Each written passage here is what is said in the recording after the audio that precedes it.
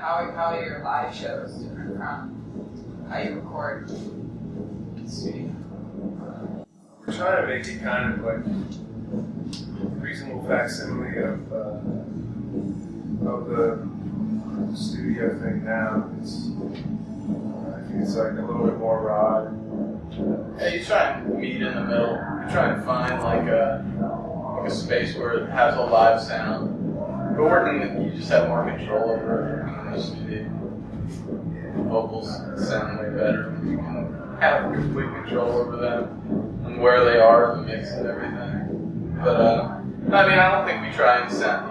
We don't have like a studio band sound, whereas it should sound too much different to how we play live. Yeah. How would you describe your sound? Well, it's just like a huge mix of what we like soul funk. I mean, if you want to put it in a box, but yeah. I don't know. I often get asked to add like, what's your music sound like? And I'm just always like, oh, it's 60s. It's like 60s and a little bit of punk.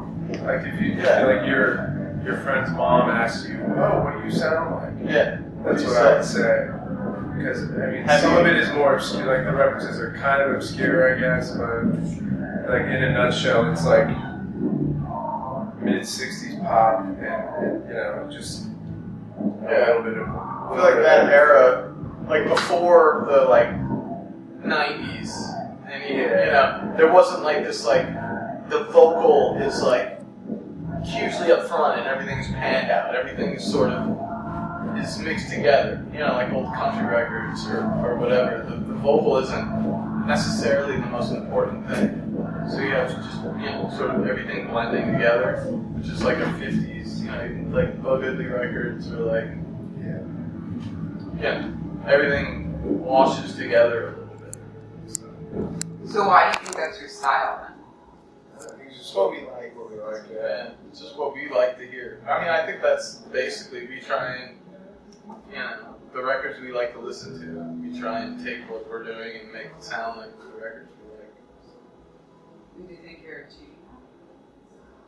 Yeah, it's an ever because your influences always change, at least mine do. You're always trying to make something that you like.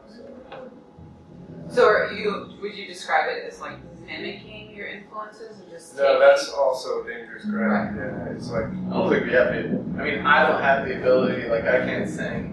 Like, I have no real ability to.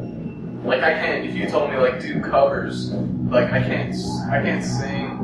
So, I'm reduced to what I write and what I put out, and we're reduced to what we write, and then we just try to make it sound as best we can. And those influences and how they sound is sort of what we aim for.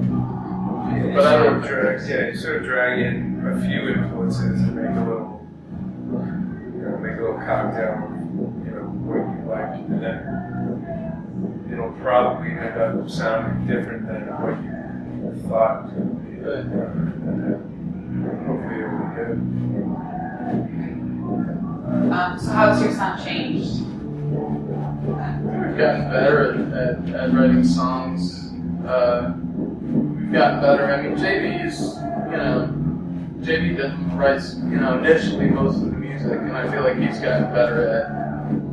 Because when it's like I'm better, but he's more like a sponge musically, and he takes stuff in, and whatever he's listening to at the time.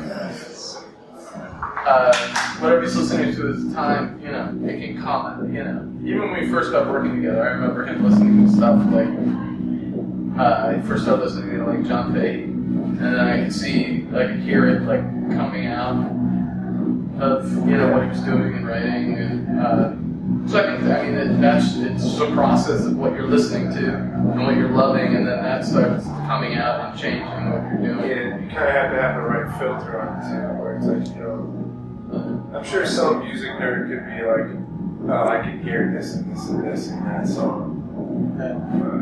It's like, that's what everybody does, though. That's like what every band or artist has ever done. back until like Beethoven or whatever. So. Yeah, that's right. Cool. Is there anything else you guys would like to add? We don't have much. None. Alright, that's cool. Great. Thank you. Thank you.